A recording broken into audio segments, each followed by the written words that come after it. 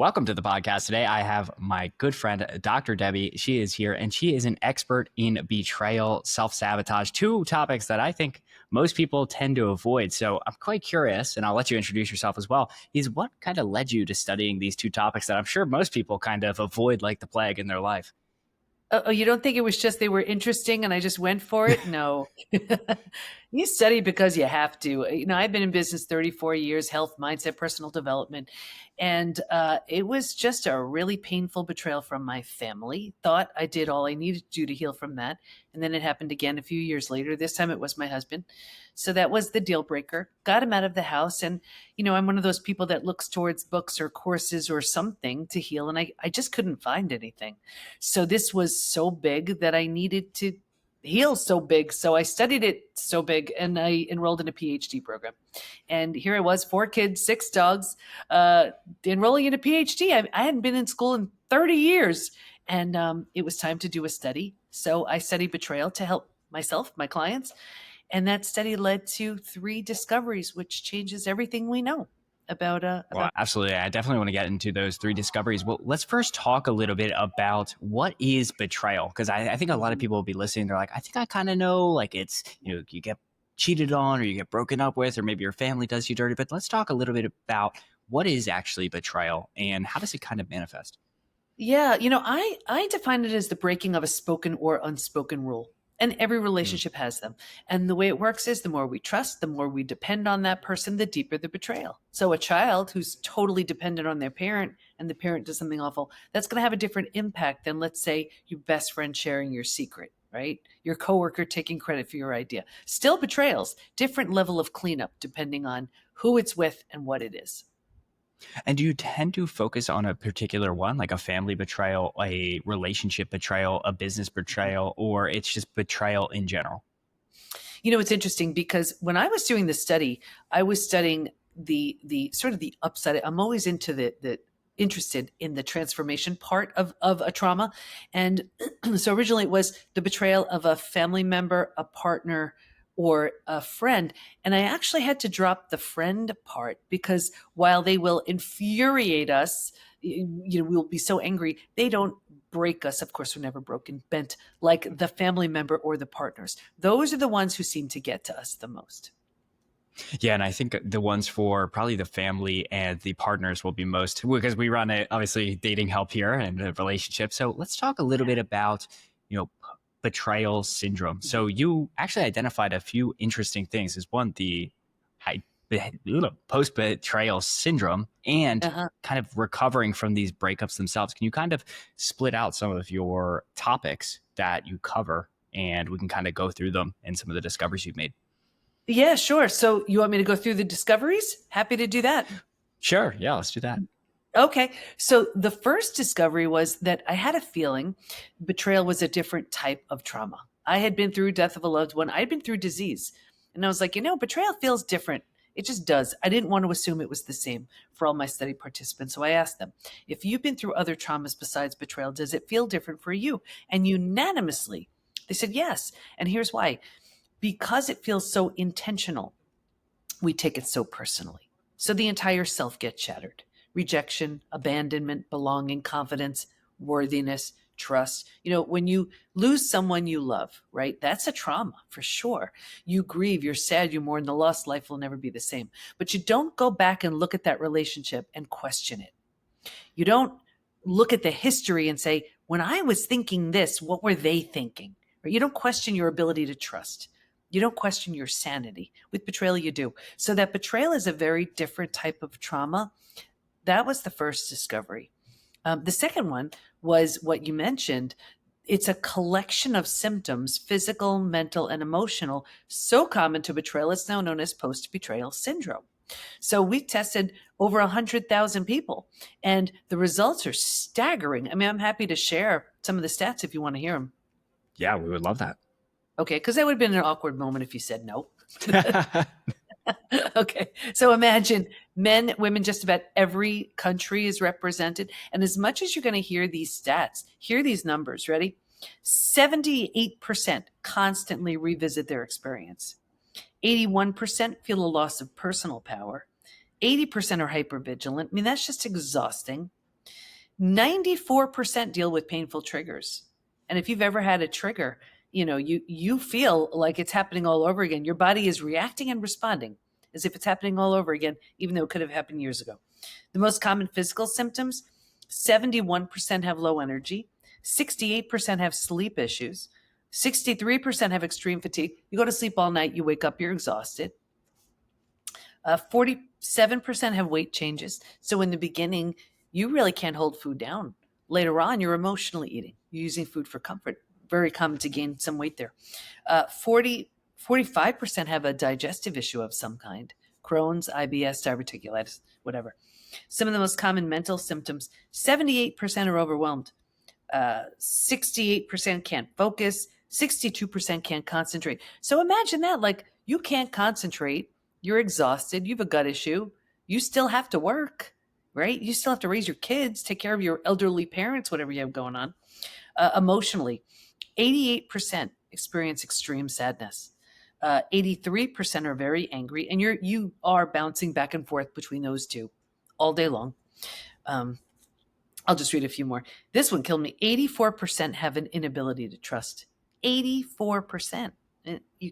And think about it. If you can't trust, how is that showing up in your workday or in other relationships? You see, we carry it with us. 67% prevent themselves from forming deep relationships because they're afraid of being hurt again. The big wall goes up. They're keeping out the bad ones, but they're keeping out the good ones too. 82% find it hard to move forward. 90% want to move forward, but they don't know how. To me, the most staggering part of those stats, it's not even, you heard those statistics. They're super high. You didn't hear me say 20%, 30%. They're also not representative of a recent betrayal. This could be from the parent who did something awful when you were a kid. This could be from that partner who broke your heart in high school. So, think about it. That person may not know, care, remember. Maybe they're not even alive. And here we are decades later with these symptoms only because it was left unhealed. The good news is you could heal from all of it. That was the third discovery. Yeah, and I think there's a common thing that maybe the people that aren't in the literature, they're like, oh, time heals all wounds, but it doesn't seem to. So talk to them a little bit about that. Like, people, that seems to be the most common advice you'll get is like, yeah, you'll get over this with time. No, and I'm gonna explain it in a really brief story because she always comes to mind when I'm asked that question. We had a woman in her mid 80s, and she had a 70+ year digestive issue. Right, you heard 45% of everyone betrayed has a gut issue, and she did, and it was a 70-year digestive issue because of a family betrayal. She was adopted; they didn't tell her. It was like one of those kind of things. 70+ years, 2 weeks into healing the betrayal, she healed from a 70+ year digestive issue. Time does not heal it. Getting to the root does. Yeah, let's talk a little bit about, before we get into the resolution, let's talk about the cycle of how this typically happens. So there's obviously, what will probably be most acute for my ladies will be some kind of cheating spouse or some kind of cheating boyfriend. So they hear the event. Are there different stages that a betrayal tends to manifest? There's like obviously the day it happens, and then presumably some kind of grieving process. Well, you just walked me right into the third discovery, and those are the 5 stages. For me, this was the most exciting. And what we learned was, while we can stay stuck for years, decades, a lifetime, and so many people do, if we're going to fully heal, and when I say fully heal, I mean those symptoms of post-betrayal syndrome that I just shared, to this completely rebuilt place called post-betrayal transformation, where you've rebuilt your life and yourself, you will move through 5 proven predictable stages. And what's even better about that is we even know what happens physically, mentally, and emotionally at every one of those stages. And we know what it takes to move from one stage to the next. Healing is entirely predictable. So to answer your question, yes, it's very different depending on what stage that person is in. And happy to share the stages if you want to hear them. Yeah, let's go through the stages. So I assume it starts at the point of betrayal, or maybe it even starts slightly before. But walk us through the stages and kind of how that manifests. And I believe in your past interviews, you talk about people essentially getting stuck on a very particular stage. Oh, yeah.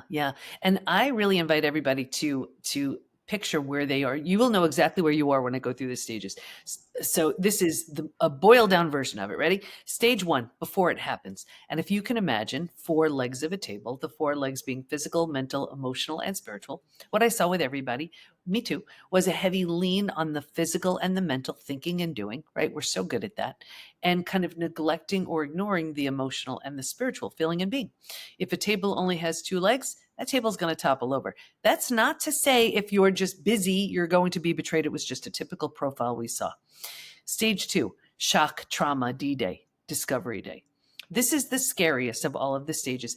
And if I spoke with every single listener about their betrayal, they would remember the moment, that they would remember that D-Day, because you've just had like a psychological earthquake. You know, your life is now before it happened and after it happened. And this is the shock to the body, the mind, the heart. And it's the breakdown of the body, the mind, and the worldview. So you've just ignited the stress response. You're headed for every single stress-related symptom, illness, condition, and disease. You can't believe what you just learned. You know, your mind, it's like, what? Who are you? What happened? And your whole worldview is shattered. That's your mental model. You know, the rules that prevent chaos that govern you. You could trust this person. This is safe. Don't go there, you know.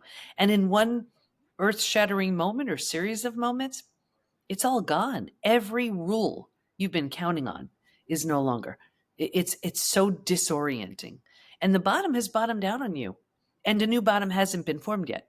So it's terrifying, right? But if the bottom were to bottom out, what would you do? You'd grab hold of anything or anyone, you know, in order to stay safe and stay alive. And that's stage 3, survival instincts emerge. This is the most practical out of every stage. If you can't help me, get out of my way. How do I survive this? Who can I trust? Like, we're looking for solid ground right here. Here's the trap, though.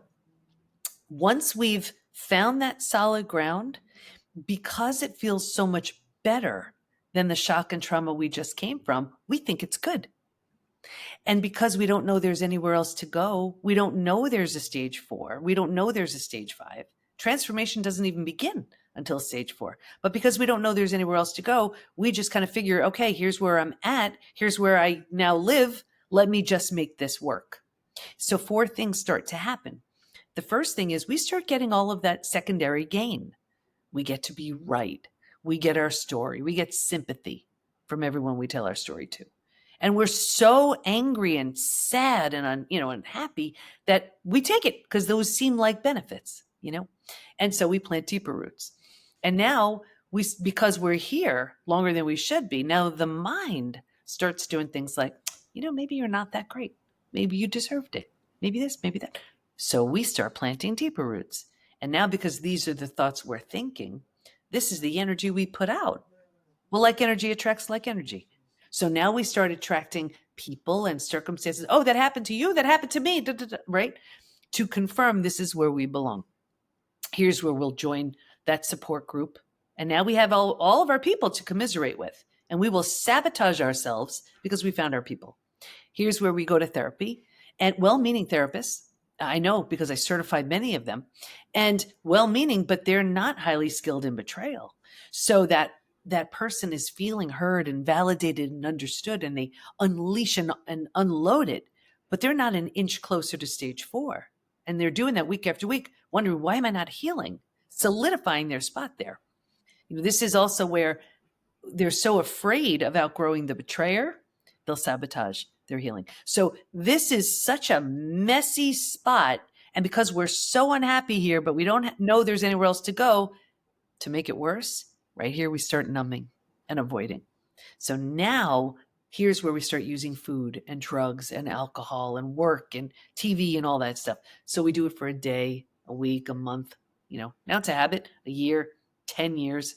And I can see someone 10 years later and say that betrayal, you know, that emotional eating or that drinking, do you think that has anything to do with it? And they say, what are you talking about? Happened 10 years ago. All they did was put themselves in stage 3 and stay there. Right? Does that make sense?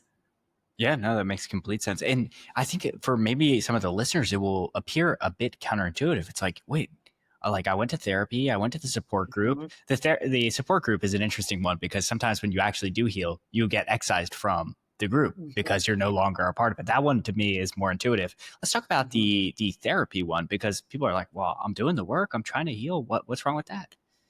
Yeah. And again, these are wonderful therapists, and they they're giving and here's the thing, when someone's in stage 2 shock trauma D-Day discovery day, therapy has a wonderful place because you're making sense of the senseless, and it's very helpful. But when all you're doing after that is you want to be heard, you want to be validated, you want to be understood, and if that's all you're getting, it's a challenge because you're not an inch closer to stage 4. And it's interesting because, as I mentioned, I find the therapist the hardest to certify. I certify a lot of coaches, a lot of therapists, and the therapist, and I tell everybody I certify, you make sure every single session, whether you're moving them incrementally, it doesn't matter. They are moving towards the next stage. You are seeing what stage they're in and how can I even move them just a little bit or more towards the next stage. And the therapist, when we go through this, well, how does that feel? How do how are you doing with that? Whatever. And they're so wonderful, so big hearted, but they're not in it. But that client is not an inch closer to that stage 4. So, so often we have people that over the years with therapy trauma, again, well-meaning, beautifully hearted, incredible therapists, but they're just not skilled in the 5 stages. So it's solidifying that spot in the hardest place to move, which is stage 3. So let's talk a little bit about how people can actually move from the stages, because I can Mhm. see likely manifesting ruminating thoughts, of course, and that Mhm. can probably come back with the therapy or talking with the gal pal and being like, and just continuing to replay the scenario over and over again. Talk about Yeah. how they can move from that, like, I can't stop thinking about this, into Mhm. something that is like more of a helpful emotion to get to that stage 4. Yeah. Well, that's the thing. They have to, first of all, if you know that there are 5 stages, ruminating is one thing. Actually, ruminating, there's an important place for it. Marinating, which is what I call it, that's another. That's where you've gotten so used to the story and all it gives you that that's all you know. Like you can't even imagine anything other than that. So stage 3 is where all of that's happening. And it's very action oriented in that it's, everybody's looking up the cheating narcissist and being love bombed and all of that, and they're doing all the research, tremendous amount of research. When someone is moving into stage 4, it's also very action oriented, but it's very different. It's like, what I need now, what am I ready for now? And so the focus is not on the past. Now the focus is on the future, and it's where you're finding and adjusting to a new normal. So you're acknowledging, I can't undo what happened, but I control what I do with it.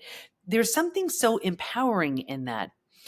But also, what's happening is when you make that decision, and it really is a decision, you're turning down the stress response. So you're not healing just yet, but at least you stopped the damage that was going on in stages 2 and stage 3. This is very much the stage of, who am I now ready to become?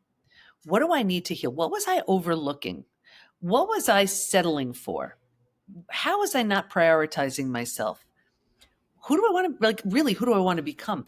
And it's so intentional and deliberate. And, you're not supposed to have a favorite kid, but I have a favorite stage, and it's stage 4. And I love it because it's where someone finds their personal power.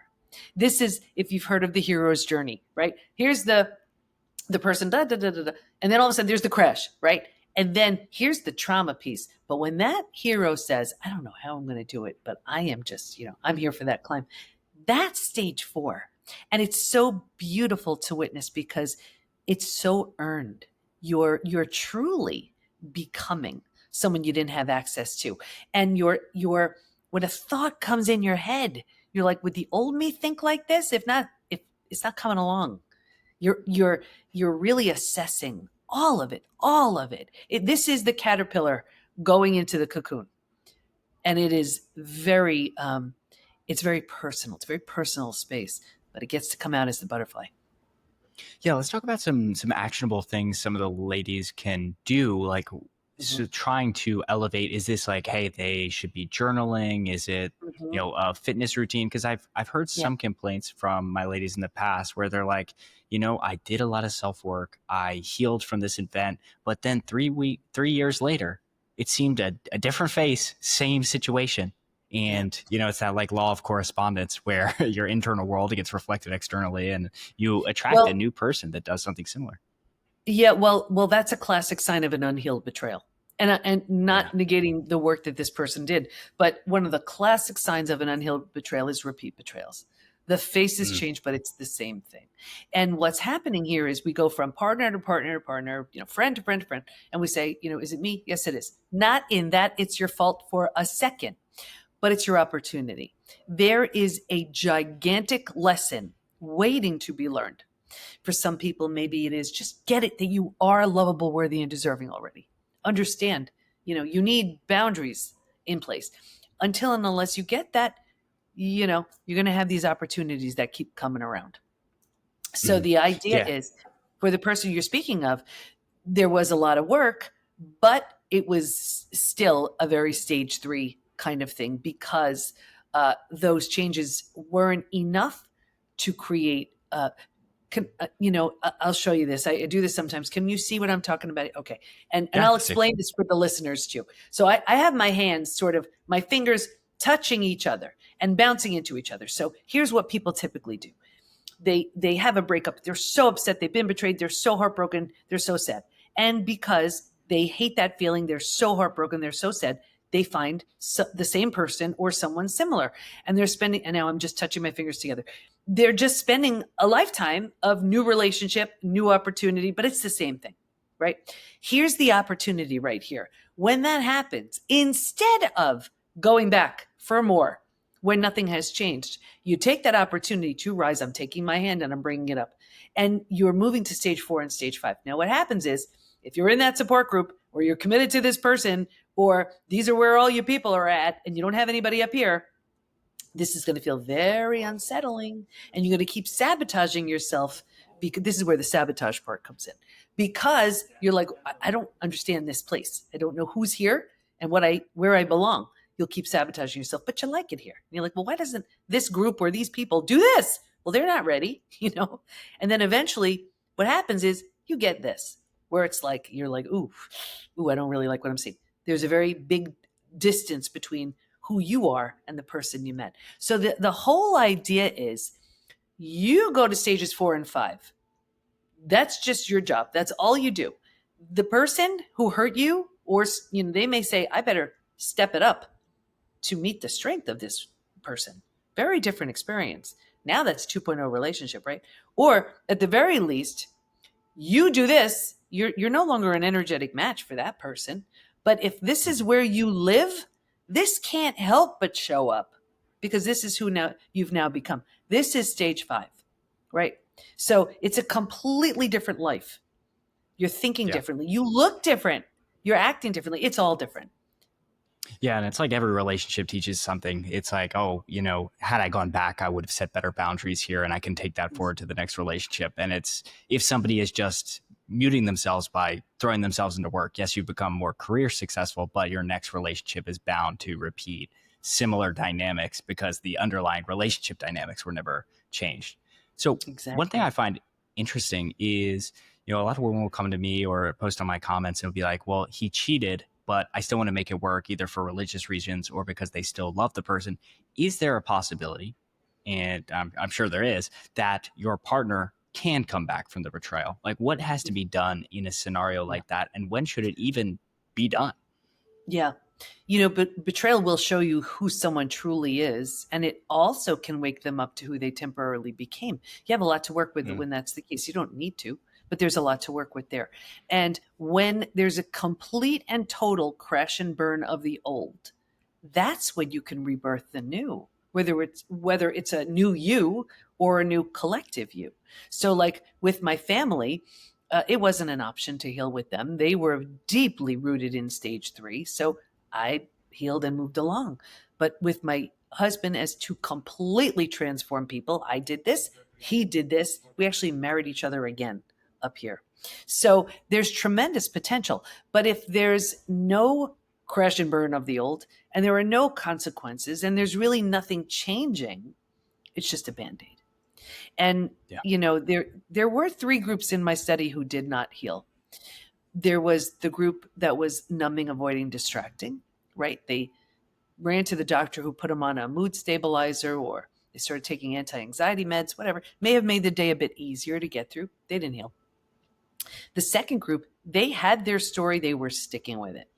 They were so deeply rooted in that stage 3. I've been betrayed. This is my life. Let me just, survive. They didn't heal.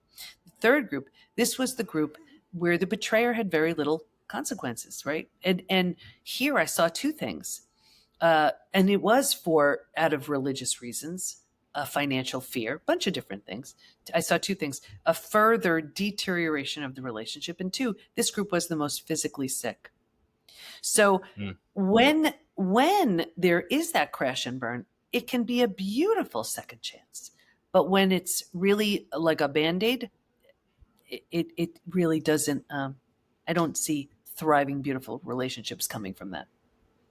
Yeah, let's talk about some of the things that people can do to kind of ascend the level. So, of course, there's going to therapy, which we're obviously a big fan of here. We're a big fan of coaching, reading books. What things, like what general practices Mhm. after a betrayal do you Yeah. find very helpful for the people in the study or that you've seen in your practice?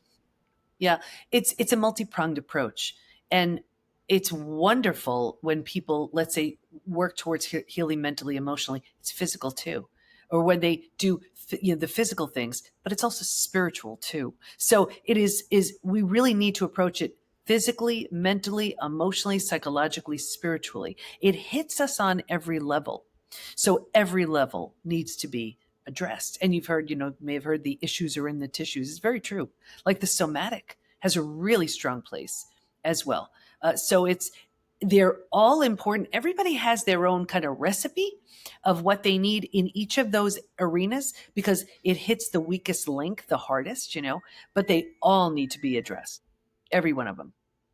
And then we can heal. Yeah, that makes complete sense. And one thing that I've seen really impact people is their self-concept gets changed significantly, where they come out of the relationship, they no longer feel attractive, or they no longer feel like they were the person going into that relationship. They feel like they can no longer, they almost feel dumb because they're like, wait, was everything I believed in a Yeah. lie? Talk because like, of Yeah. course there's somatic, there's breath work, there's all these different modalities. Are there any Mhm. you found particularly helpful? Yeah, well, I want to make sure I address your point because Yeah. so many people feel like, what was wrong with me? There was nothing wrong with you, and how did I not see? How did I not know? You were abiding by the rules of the relationship, that spoken or unspoken rule, and you don't know how to think that way. That's actually a good thing. So Yeah. instead of berating yourself and being so upset and angry with yourself, you had a loving, open heart. You weren't prepared for this because that's not who you are. So that's beautiful. That's a beautiful thing. And what you don't want to do is leave a situation like this just saying, okay, that's it, guarded, protected, no one's getting near my heart again. That's it. Because that's like, let's say you love cooking and you burn yourself on the stove and you're like, that's it, never cooking again. It's not fair to you, right? So we need to heal that because we're meant for that closeness, that connection. And it's not fair to us for something that wasn't even about us to now prevent us from finding that safety, that connection, that love again. So just want to make sure, I said that. Yeah. Like I said, there are so many different recipes that as someone's moving through, but it needs to be on every level. Some people have found EMDR is very helpful. Some people said, no, it's terrible. So, some people say EFT, the tapping is wonderful. Some are like, didn't really do anything. Journaling, can be like personally journaling is wonderful for me because I'm so action oriented. So it gives me something to do. So I feel this sort of sense of accomplishment, right? And then I'm writing things that I didn't even know I was feeling. So you really need to try a bunch of things in all of the domains and then see, oh, that really moved the needle for me. But also, as long as you're moving through the stages, some practices will help you move more incrementally. Some will help you move, a little bit faster, but you don't want to neglect when some of the other areas, because, like, for example, let's say you're doing all these things to healthy eating and exercise and giving you that sense of control. That's great, but you need to rework those beliefs and the mindset, because you'll sabotage yourself if they don't all go along together. I hope that makes sense. Yeah. No, that makes complete sense, and it's very in line with what we think. It's like, you could teach somebody, for a dating example, you could teach someone the 7 texting tricks, but it doesn't really matter. It's like a band-aid on a submarine. You need a holistic mindset in order to change your relationships. So let's talk a little bit about forgiveness, because I think Mhm. this is important. And I know you founded National Forgiveness Day. So when somebody hurts us, is it right to forgive them, or is it for us? Like, talk to, where does forgiveness kind of fit into this betrayal dynamic? Yeah, and forgiveness is a really charged word for a lot of people. They were just, they have a really big issue with it. I just want to make sure I say forgiveness has nothing to do with the other person. Really, Mm. all forgiveness is about is releasing the power all that pain has over us. Period. We're doing it for our sake. We're not doing that because we need to rebuild or reconcile. That's a different story. But when we do it too early or too soon, it backfires. And it backfires because it wasn't real. We were doing it for the wrong reasons. When you think of something like trust, trust takes a long time to build, and it can be shattered in a minute. You can't just trust again. You may want to, but trust has to be rebuilt. And again, it's going to take time. Forgiveness is along a similar timeline as trust. It takes time. So what you may want to do is strive towards acceptance first, which is beautiful, because then you're like, okay, I can't change it, but this happened, and let me work with what I'm working with now. And then from that place, you can move towards forgiveness. And again, having nothing to do with the other person. And you can forgive in pieces too. Like, I thought it myself, I was like, oh, it's just a one and done, like, ta-da, you're forgiven. It doesn't work like that. It's a practice. You give it, you take it away. You give it, you take it away. So you just keep working on it, but know that it's truly for your health, for your safety, for for you feeling better. Yeah. And because most of my ladies are interested in dating and relationships, talk to them a little bit about, like, when they feel, or like when they're on that healing journey, when Mhm. do you feel like it's right to kind of either get back into the dating market, especially after these betrayals? It feels like, man, how can I trust someone again? Now, if they're at stage 4, I'm sure they're in a much better spot for Mhm. trusting again. But there's still those like flashbacks where you're just like, is this going to happen again? Yeah. Well, here's the thing. It's most common to want to date again, let's say in stage 3. The only people you have access to would be stage 3 people, because you're thinking stage 3 thoughts, making stage 3 moves. When you're in stage 4, now you're doing stage 4 moves, thinking stage 4 thoughts. Same thing with stage 5. You're thinking stage 5 things, doing stage 5 things. So people ask me all the time, what do I do? Do I stay? Do I go? Do I do this? You get yourself to stage 5, because then you are making every decision. You're seeing things from a place of strength and clarity versus scarcity and fear. So while you may want to date so badly in stage 3, if you take that energy, put it on yourself to move you into stages 4 and 5, the caliber and quality of person you would be dating, it's the changes are it's so huge, where you're leaving the more of the same. You're giving yourself that time to really change, really grow, really heal, and attracting and being interested in someone that is very, very different and more along the lines of who you've become. You want to date someone based on who you've become, not the parts of you that are just feeling like, I'm a half, let me find another half so I become whole. Yeah, and to tie this into dating is, people can think about when they were, maybe growing up in high school, the caliber of people that they had access to there versus when they went to university versus when they got a prestigious job and they continue to level up. You're exposed to higher quality people thinking higher quality thoughts. Not to denigrate the people from your past, but it tends to Mhm. be, if you focus on yourself, you tend to get very good outcomes in terms of dating. So Exactly. let's talk You'll just be so much happier. happier. Yeah. So let's talk about if listeners could just take a few things away from this conversation, what do you think they should really focus on?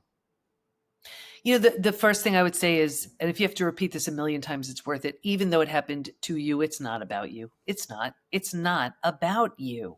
It's not about you, but it is. You've been initiated. So if you use this opportunity, and it is, you can become a version of yourself so happy, so whole, so healed, so confident, so empowered because of what happened. That's trauma well served. And that's a missed opportunity so often. But you've been through the worst of it already. Don't settle for stage 3. Stage 5 is where we have those beautiful new relationships, those the new level of health, new businesses, new passion projects. That's common to stages 4 and 5. Don't settle for a stage 3 life. Absolutely. I love that what you say. It's like it really wasn't about you. It was 100% about them. And it's so many times we try to diagnose what it was about us that made them do that. And yeah, it's such an important thing to solidify. So where can people connect with you online? Where can they go out and seek additional resources? Anything you want to call out specifically? Thank you. So everything is at the PBT, as in Post Betrayal Transformation, thepbtinstitute.com. Absolutely. Well, Dr. Debbie, thank you so much for coming on here. And everyone go connect with her online. I've really enjoyed taking in all of the resources she has.